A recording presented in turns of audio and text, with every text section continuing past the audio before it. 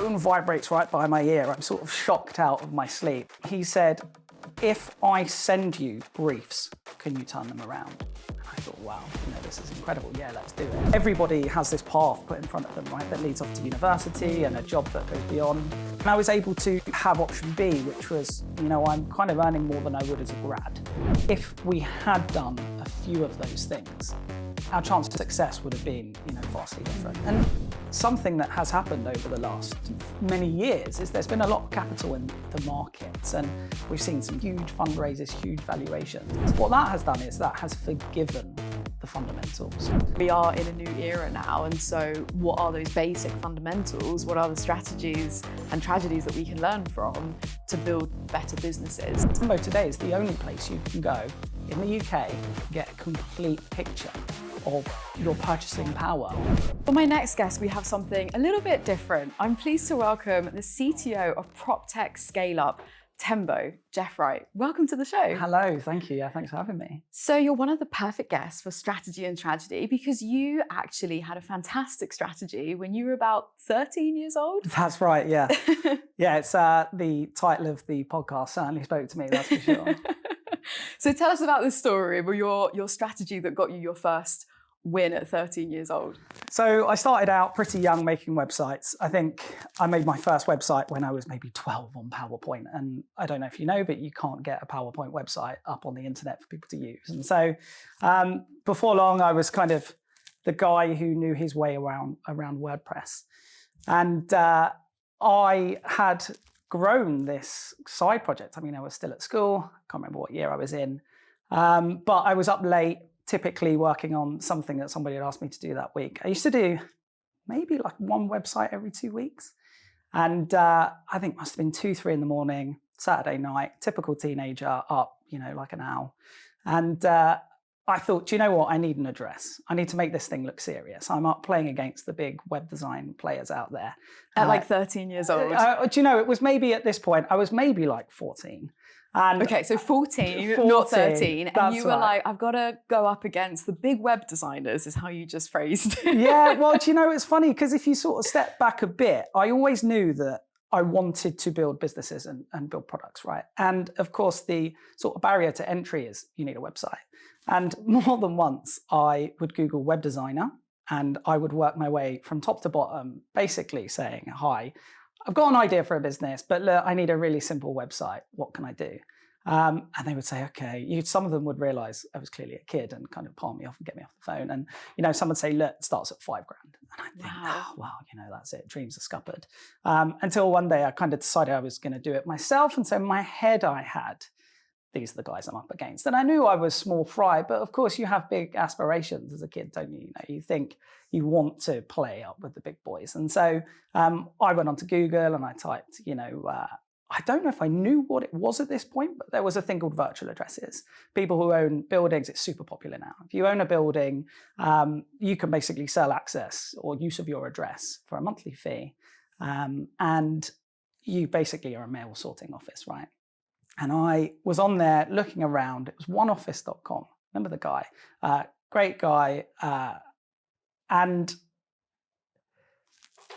it was top of Google. And this website was just so bad. And I remember, last thing before I went to sleep, I dropped this guy an email, as I know now, your website is terrible. How on earth are you top of Google? I was looking for an address. I couldn't quite work it out. And that was kind of that. I don't even know what I expected off the back of this. Can I just pause you here for a second? Sorry to interrupt, but I'm a visual person. So I want you to paint a picture in my head of how bad this website looks. Like, what kind of era are we talking? This was, it was black background. There was no cohesiveness to the fonts. The logo was just kind of slapped up there. But he had a brilliant address. And so people were happy to use this service in spite of how bad this branding and this website was, because they just wanted that value that was sitting at the end. They wanted that address. Right. Look, listen, at that point, I was no brilliant web designer. And if it was bad enough for me to say your website is terrible, I think that's definitely saying something. And I went to sleep and my phone vibrated. I used to put it on the window ledge before I went to sleep and it was right by my head. And I remember, of course, late night, I'm thinking I'm just going to lay in and I'll sleep this off until kind of 12 o'clock. Phone vibrates right by my ear. I'm sort of shocked out of my sleep. And I answer this phone and there's the guy. Hi, Geoff, it's Ravi. You sent me a cheeky message last night, and actually it transpired that he, of course, it makes total sense now, had a lot of people come to him saying, I need an address for this new business, but I need a website, my problem, just through essentially a different channel. And I said, okay. And he said, if I send you briefs, can you turn them around? And I thought, wow, this is incredible. Yeah, let's do it. And that really kicked it off. That went from a website every couple of weeks to I was doing 1 or 2 a week. Wow. I was doing 1 or 2 a week. And this is from, you upped your volume of work by sending out this one cheeky message. It was one cheeky message, yeah. That you weren't even sure, so we call it, strategy with the show, but you were just so appalled by how awful this website looked that you were like, I need to reach out to this poor sod. And actually, this is one of those instances where, you miss 100% of the shots you don't take. Like you put yourself out there and I guess you couldn't have guessed how good that could have worked out for you, right? That's right. It put me on the path that has led me to where I am now. No doubt about that. Wow. I was able to look at, while I was at school, I had route A, stay at school, study, ASs, A-levels. Everybody has this path put in front of them, right? That leads off to university and a job that goes beyond. And I was able to have option B, which was, I'm kind of earning more than I would as a grad. Wow. That was a couple of years later. Do I, that decision of what do I want to do, I de-risked it, but because of that. But, you say that the strategy, I would definitely say I don't think I maybe learned from that as much as I should, because I think, this was pre-influencer. Right.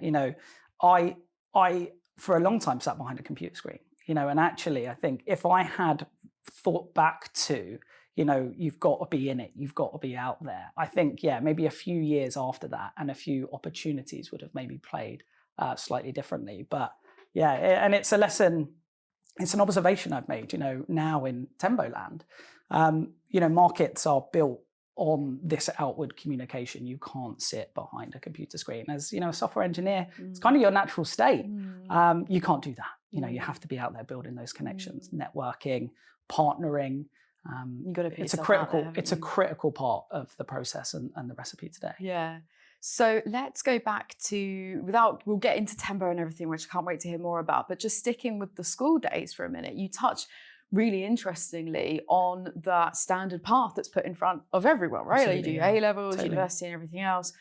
What happened with you? You didn't pursue that standard traditional route, did you? I didn't know. I was never a particularly good student. I think, I think you'd struggle to find a teacher that kind of told you otherwise. I was never particularly engaged. And I was always just happy sitting in front of a computer. And it was always part of the plan. I think I went to a few universities. I thought that I would go and have that life and I would end up in some technology-based job, right? It was a natural path for me. But I do remember this moment, because I was building things, and I was partnered with a couple of guys on the web and we'd work on these ideas. But I remember there was this one moment, it's so silly, when I think back, Moo.com were a really hot startup about this time. Yeah, I remember actually. They were one of the first. I think they were based not far around here. Yeah. And I think I was at my dad's sitting on my laptop and I was flicking through their Flickr actually. And I hit this photo. So nostalgic. I know, I know, so OG. And I was looking at this photo and they were sat around a table. There must have been 10 laptops, all Macs, I still love a Mac, but back then it was all PCs, right? Not every person had a Mac sitting on their desk. And I was, still virtually a kid. And I basically made in that moment, the decision that was the life I wanted. I wanted to pursue that and go into, the startup land. I didn't. Go on, sorry, Carol. I was just going to say, I don't even think I really knew what it entailed. I just, this vision, this picture I built up in my head was something I wanted to go after. Yeah, it just kind of clicked. Yeah, no, what I was going to say before was I really love the specificity of what you recount here, from the early memory of being a 14-year-old kid, messaging this guy, his website, what it looked like. You said Ravi, even if that was his real name. Yeah. And then even with this, flicking through, my brain works in a similar way, so I'm glad I'm not the only one, but, flicking through a Flickr and seeing that one particular image that stood out to you. And obviously there was enough in there to just convey the vibe, right? And I guess Absolutely, it was that intangible kind of startup feeling, that sense of like a group around a desk with a few laptops, obviously working away at something, building something. You've got the moo.com brand around it as well, so you've got that excitement. Is that a correct interpretation of what you described there? Or for sure, yeah. And I mean, look, there's no doubt that the gadgets, those Macs sitting around the table. I grew up in, the 90s, and that was the height. I was only thinking about this since we spoke actually last week. It was the height of 90s action movies. It was when technology was still big enough to be wheeled into rooms, and people had these visions of what future tech would look like. And, there's a movie, Under Siege, and they hijack this train, and the tech guy comes in and he wheels all this big hardware. They're going to hack some satellite. And, from a young age, I always just loved that stuff. Yeah. I love that stuff. And so, between the building things and this just general love for technology, and it pulled me, it just pulled me in that direction. Amazing. Oh, I love that. I can feel the energy. It's fantastic. It's so good. So you didn't go down that traditional path. What did your parents react like when what age were you when you dropped out, or what level of school? ASs. Okay, did you complete your AS levels, or was it around that time? I don't know. And it's funny because I don't really remember. It is all very blurry. Right. But, you mentioned, and I will answer the question, but you mentioned that standard path. Schools are incentivized, right, on how many people they get into uni and the grades they get to get into uni. If you're a parent sitting there looking at where you're going to send your kid for senior school, that's what they're looking at. And there was a round of us. I was a slightly different case because I think teachers knew what was going on, but they basically took the naughty kids that had passed the threshold of 5 A to C passes, I think was what you needed. Then you had to be given a place to stick around. Wow. Now, of course, there's a chance you're going to ruin their ratings. And so they basically chopped us. That was kind of I don't want to call it the game, but that was their incentive. And they basically dragged me in one day and said, Geoff, you're not doing any of the work. Why not? And I kind of, suppose at that moment, thought I could have my cake and eat it too. I'll stay at school.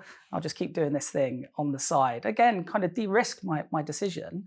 Why aren't you doing it? And I was like, well, I've got this business I'm running. It's going really well. They said, well, you need to do the work. Are you going to do it? And I think, typical insolent teenager, I was like, don't need to do the work. And they said, well, that's it then. This is it. You're done. And I remember walking out feeling probably quite relieved. And I don't think I told my dad. My parents are split up. I don't think I told my dad for a couple of weeks. This was, I remember it was December, because I was with my then secondary school girlfriend. I think we were walking around Selfridges. And my phone rings, and it was my dad. And I think he must have spoken to my mum, and he was absolutely fuming. My mum knew, what I was doing, and I don't want to say, it sounds a bit fluffy, right? What my heart was in and what I could do and achieve. Typical mum, right? And my dad was like, no, get yourself into a position to go out and build a successful career. And so I think I went back. Wow. I think I went back to school for like 2 weeks. And I think we all realised then, actually, no, this just isn't going to work. Wow. He has since.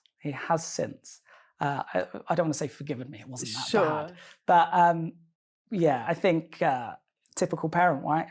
Worried that I'd be a bit lost. And I think when he saw that I wasn't lost, he was happy. And actually that incidentally was, I don't know if we'll get onto it, but I joined a pretty cool startup that was in his space. He was in the telecoms world, and I joined a startup called Blick, which is a whole story and a podcast in itself. But I joined that as the 11th man in the UK, and I remember that was the moment he was like, okay, I think he's got this worked out. Funny, there was enough familiarity because it was in the same space that he was like, okay, I'll accept it. How do you remember how it felt for you as I guess 15 at this sort of time to be, I guess, one of the only kids in your class to drop out at this point and be an entrepreneur and doing your own thing at this point? You must be like the coolest kid in the year, right? I didn't feel like it. I mean, I think I was probably, when did you do ASs? I must have been 16 at this point.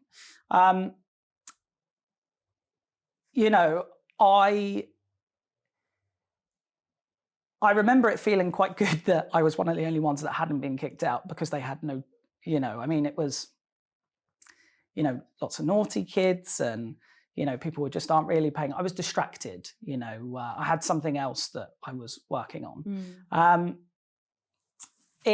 But it felt good. It felt good to be free. It felt good to be, I mean, it feels so good, right? To be able to wake up and do what you want every day. And when I say do what you want every day, I mean, I don't mean like Saturday morning vibes, right? Wake up, cup of tea, put Netflix on and have an hour to yourself. To wake up and to be able to pursue something that you want to pursue is a really incredible feeling. And that's why, I feel that in the days, and I wake up on the weekends and I still pursue, sort of things I'm curious in. And it's because that's the feeling I'm chasing. I do it on holiday, much to my wife's annoyance. I'll pop over open my laptop and be like, right, this week I am going to suss out thing. You're in such a tiny minority of people who discovered that feeling of freedom, but again, not freedom just kind of sticking on Netflix and doing whatever you feel like, but the freedom of pursuing your passion at such a young age. I'm really curious, how did it then feel for you? Because you did, throughout your career, you've had roles where you've been in standard employment, you've had, normal jobs, as it were. How did it feel kind of going into those sort of roles after having the taste of entrepreneurship at 14, 15 years old? I think, I always made sure I worked in the right places. There was always education. There was always something to learn. There was something I didn't have that I was going into this place to pick up, to stick that feather in my cap, to make me better the next time I went round, right?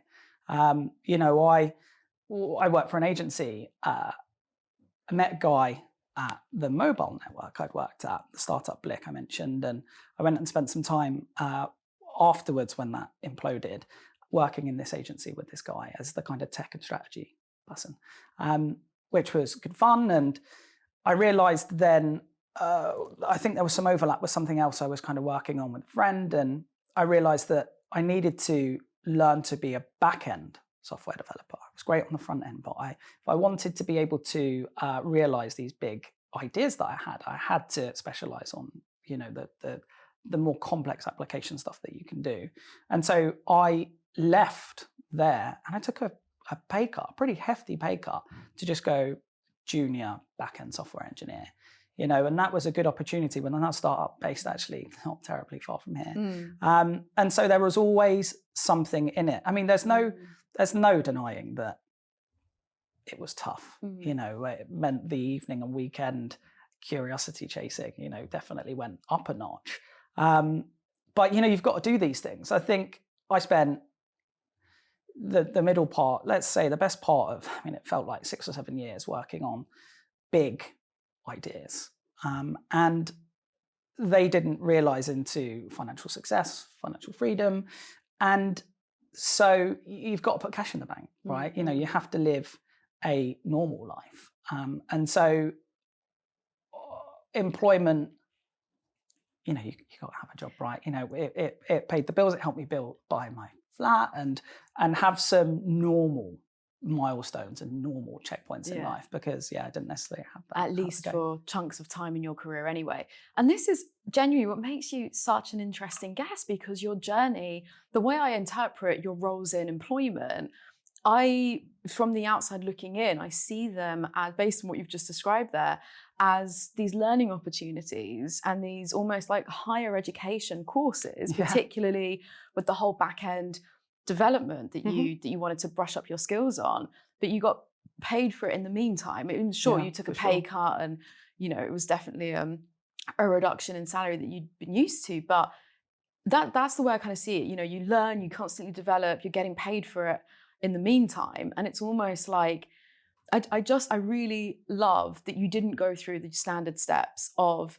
school, secondary, A-level, university, employment. It was out, like entrepreneurialism, starting your own ventures, going into employment, using those as learning opportunities. So I think this is where it's really great to share with our listeners, like, the squiggly careers, right? Yeah, absolutely. I think there are more and more of them that are happening, right? I think we've got some incredible creators. This whole industry didn't exist. YouTube wasn't really a thing. And I think more and more people will be able to find some path into the work they love before hitting uni. And it's something I'm really proud of. I'm really proud of carving my own path. And more people, I think, my cousin, my brother even, he dropped out, he's in an apprenticeship and he's landed on his feet. I think the path that maybe was a little less trodden back then is, more and more people. And I do think it is important to share these sorts of stories, because as much as it is becoming more commonplace, people are accepting different entries into their careers, it's still, for many people, I can imagine, like it still takes quite a bit of bravery, especially if you've got parents like your dad, who's fuming at calling you up in Selfridges. Absolutely. It's like, not even just on your own, it's a bit of like, going against the norms, but you've got peer pressure, your friends, your social circles, whatever your parents are like, you've got all of those other influences and layers around it. So again, all the more reason to share these sort of interesting stories. So let's recap then. So you sent a cheeky message when you were a teenager that launched your entrepreneurial career. So making websites, you then set off doing your own things, and you mentioned they failed, and then you went into into employment. Yeah. Is there anything interesting there on the failed ventures? I think so. I mean, you did mention you made every mistake possible with one of them, right? That's right. Me and a friend set up a site called Where to Look. It was a fashion search engine. What year was this? Do you remember? Oh, no. That year. Yeah, God, such a blur. And I think my friend was at uni, so I must have been sort of 20, 21. And we wanted to build a search engine that aggregated, in the end it was 175 stores.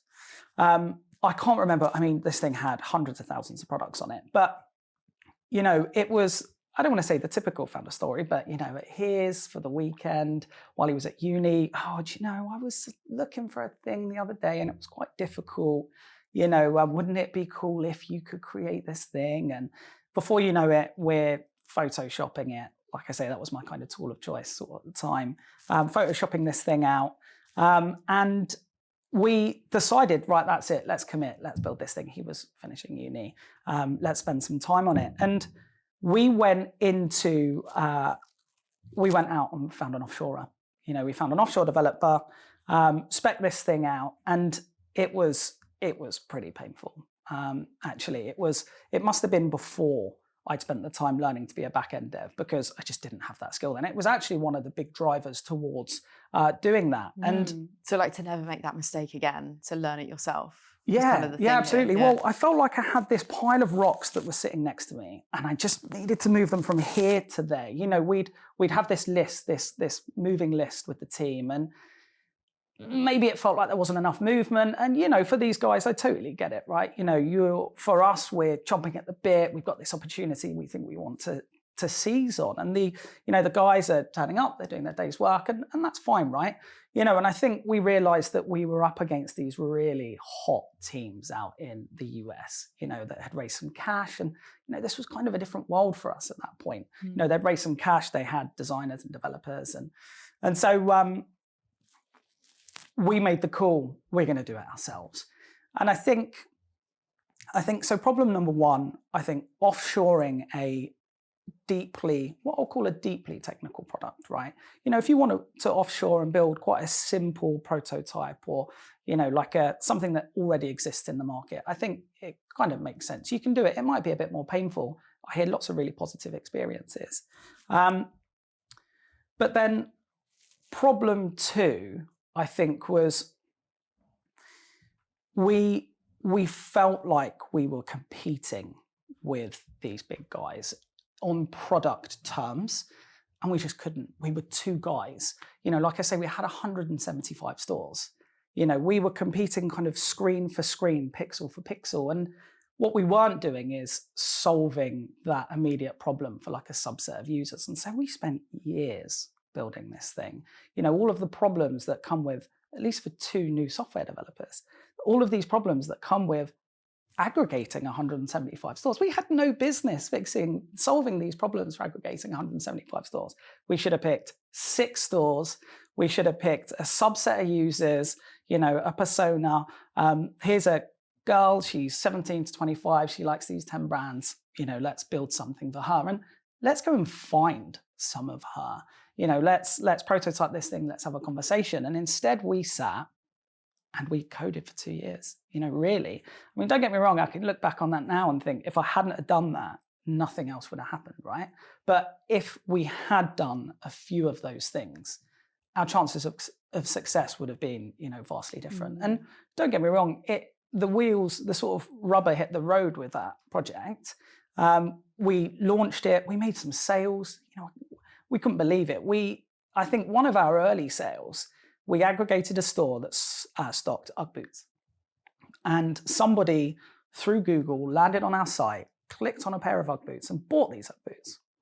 And we made £25 from that affiliate transaction. And my mind was blown. If you think about the supply chain of that product, we had the smallest part in it. And we made £25. That's amazing. I think the third thing, not to pile on all of the problems, but I think generally we didn't really know what we were optimizing for at that point. What we should have said is, right, we've got this product, it can make money. Maybe we should go out and focus solely on finding some users. But instead, we went back to the product and we went back competing screen for screen. And I think that next road of let's grow this thing, again, could have had a material difference on the outcome. I mentioned as part of the intro, so something a little bit different, as the first CTO guest on the show, and knowing what I do know of you, you mentioned you're a self-confessed product guy, you're a builder, you're a developer, and of course you've got this entrepreneurial streak as well. I absolutely love those lessons that you learned from that first venture, and I think more of the pure entrepreneurs, whatever they are, but I've encountered so many founders who just have endless ideas. And it's great to have that vision and come up with the stuff, but actually focusing on narrowing down what are the priorities, who we're building for, how does this apply to a real world market, how are we going to monetize? And then of course, all of the operational product side of it, the whole offshore developers, everything else. So many great takeaways from that, which I think still apply today for anyone listening. Absolutely. I mean, they're fundamentals, right? I know I spent a lot of time looking around for, like a silver bullet. You're reading, it's so easy to get sucked into people's successes and stuff, right, online. And, we were self-taught coders, but we were also kind of self-taught entrepreneurs. And we were trying to look for the wisdom of those that kind of gone before us. And, it doesn't really exist because it has to be relevant to where you are, in the process, right? And the reality is it always comes back to those basics. It always comes back to those basics. I think something that has happened over the last, as a bit of an aside, the last many years is there's been a lot of capital in the markets, and we've seen some crazy startups grow, right? Huge fundraisers, huge valuations. What that has done is that has forgiven the fundamentals. And of course it's swung the other way. The capital has come out of the market, and there is a return to basics and to fundamentals. And actually the sort of mistakes you mentioned, I think the fundamental lesson there, and it's something I'm lucky to have with Tembo now, is you should have a team that complements you, right? My co-founder Eddie is Chief Product Officer. It's him who guides what we build. Richard, CEO, has an accountancy background, and so his mind is the business, really. And I think we are together those kind of guardrails that keep us true to those fundamentals and keep us kind of heading in the right direction. Fantastic. Some great takeaways there. And I completely agree with everything you describe. That is definitely what you speak about in terms of the capital and all the craziness that's gone on in startup land at the moment is, again, very much core to the podcast, is very much we are in a new era now. And so what are those basic fundamentals? What are the strategies and tragedies that we can learn from to build better businesses? So nice segue into modern day with Tembo. For any listeners who aren't already aware of what Tembo is, I mentioned it's a prop tech scale up, but if you can describe what Tembo actually is for our listeners. That's right, yeah. So Tembo is a tool that is built to help people find out how we say their true buying budget, right? We are in a position at the moment where house prices are going, as we know, up and to the right, and salaries are staying pretty stagnant. It's never been harder than it has now to get on the property ladder. And, we observed that to go back a bit, right? We created a solution to the problem that we called a deposit boost. A deposit boost was a way where we could bring family into the transaction. So you went online, you told us a little bit about you, a little bit about your earnings, and the place you wanted to buy.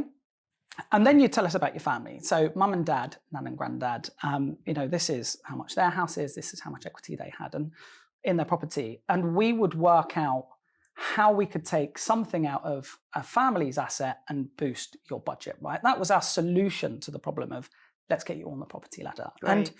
And that was the prototype, that was the MVP, and that was the thing that kind of rubber hit the road with.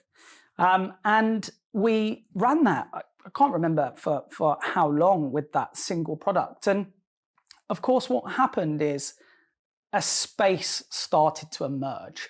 Lots of people realized that this was a really important problem to solve, right?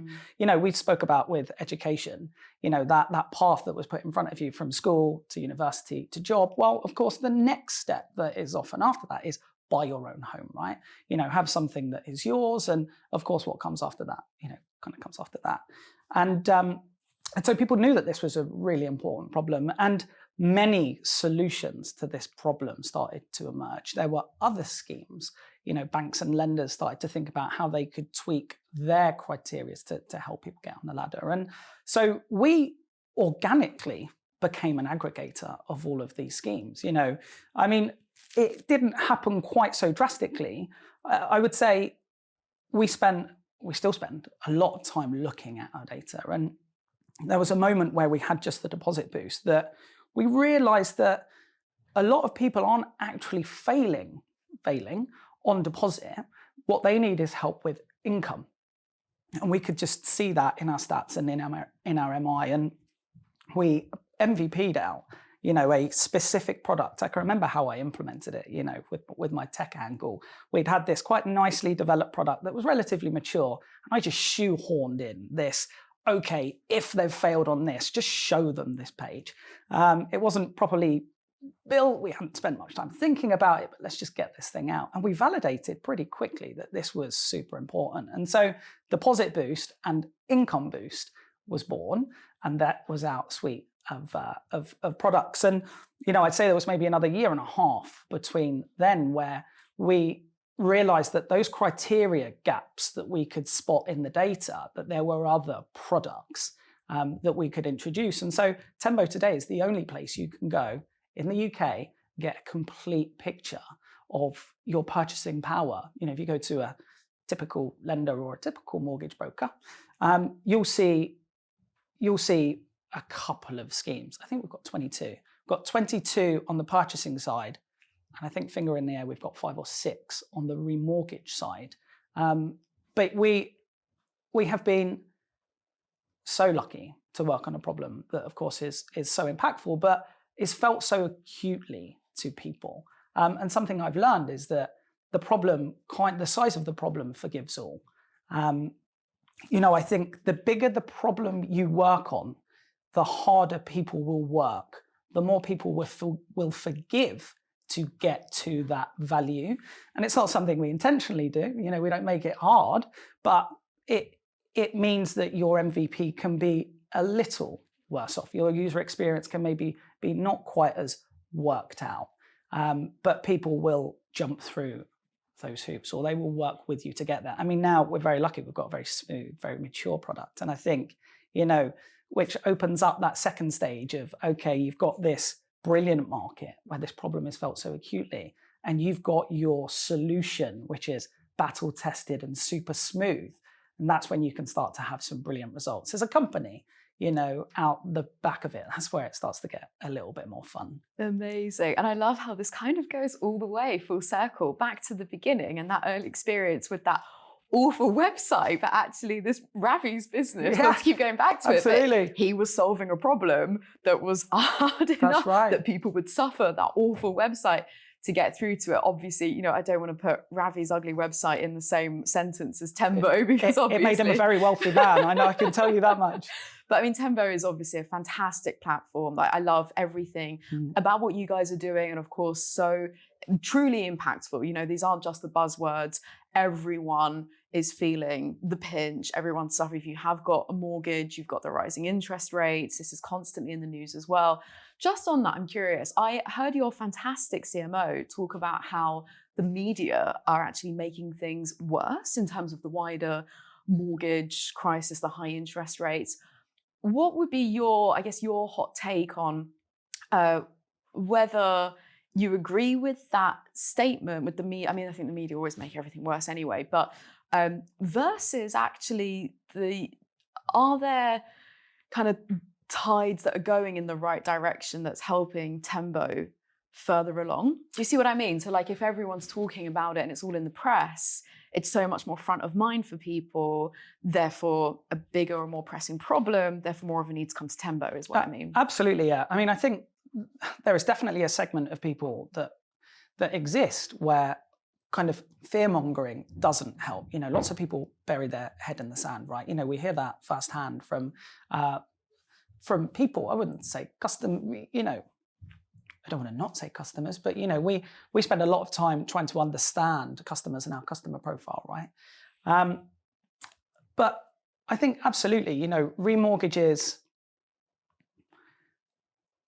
there are subsets of people, who do need more support when it comes to remortgaging, not getting stuck on standard variable rates and whatnot. And Tembo as a platform allows them to open up their options. We get so many reviews, of people saying, wow, I never thought I was going to be able to do this. I think actually a stat from our brilliant CMO, she shared just today, we had more reviews last week than we did the whole of last year.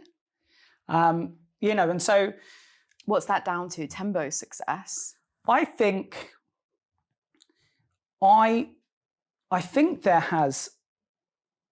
there has been a need for this product. I think, we all grow up, and buying a house is tough, right? Getting a mortgage is difficult. And I think you don't learn about getting a mortgage until you start to get a mortgage. So we have all these preconceived notions. We spoke to a fellow CTO at an event not long ago, and he said, I'm not going to be able to get on the ladder. Wow. I haven't got support from family. I'm not going to be able to do it. And I said, well, look, but we've got all these brilliant schemes. We've got zero deposit schemes. We've got, private shared ownership. We've got all these different things. Go on and have a chat. And I got a message from one of our brokers earlier saying, had a chat, and, I think we might be able to be helpful. And so it's such a huge thing to be able to help people do at the moment. But sorry, what I will say is, in terms of that customer segment, when the problem is felt as acutely as I can't buy a home and I will always want to buy a home. Yeah. I think there is always an extreme motivation to achieve that. And so while what has happened in the market over the last year has been happening, we haven't really felt it. Because if you're a first-time buyer and you're stuck renting, you know your rent is going to go up because it's going to go up in line with interest rates. You know your rent isn't really building your financial future. It's not building financial security for you. That motivation is still there. And if you've never known 1.5% interest rates, what difference does it make? All you care about is what leaves your account at the end of every month and where that money goes, and that it is building up your financial security. And so it has helped us weather the storm. I think Zoopla came out just recently and said they've seen a drop in sales for mortgaged properties by 28%. We haven't felt it. And that is because of the tight customer profile that we've been focused on. And that is because of the size of the problem. It has forgiven not just those upfront user experience niggles and, us working out what the solution might look like. It has carried all the way through to huge market turmoil. And that is my biggest understanding, my biggest lesson from all of this. Because, once you have that superpower of that connection with your customer, it's a case of, I'm going to make it sound simple, working out how you can solve that. When I was lost in product land, competing with those big startups out in San Fran that I had no business really competing with, instead of battling pixel for pixel, I should have put the problem first and said, okay, I need to help XYZ find a black dress better. And if you go at it from that direction, organically, I think good things will happen.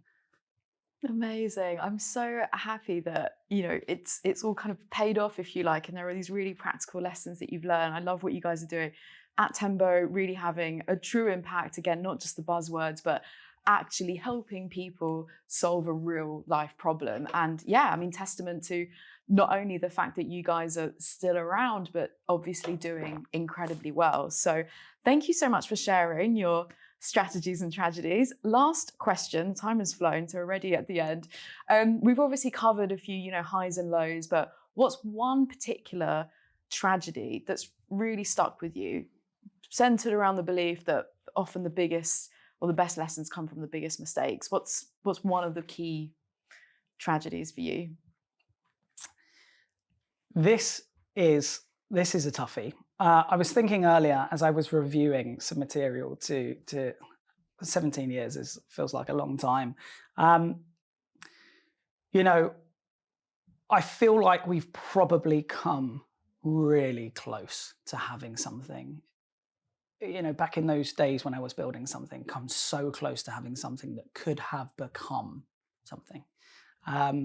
Something that could have turned into the vision that we had for it. How many moves were we? How many? Okay, you can't just brute force. It's not like if I'd just given it one more month, because you throw the same thing at something and you're going to get the same thing out at the end. How many chess pieces were we from having that? But I'll be glad to say, I haven't carried that tragedy with me. It's only on reflection, I think, that only when I make you reopen the wounds on this podcast. Geoff, it's been an absolute pleasure to have you. Thank you so much for coming on the show. Thank you for sharing all of these practical takeaways that I really hope will help at least some of our listeners. And thank you so much for tuning in. If you enjoyed the show, then you know what to do. Please hit that subscribe button and tune into the next one.